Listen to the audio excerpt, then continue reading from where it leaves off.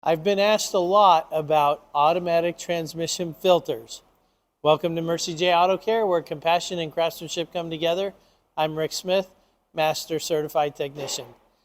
So I'm basically going to share with you today of why I am not a big fan of changing the filters in automatic transmissions.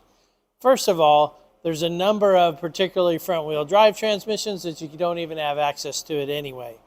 But secondly, let me help you understand on an engine, when we fire the fuel-air mixture, what happens is we create some soot that gets by the rings, and so we contaminate the oil. So that's one of the reasons it's important on an engine.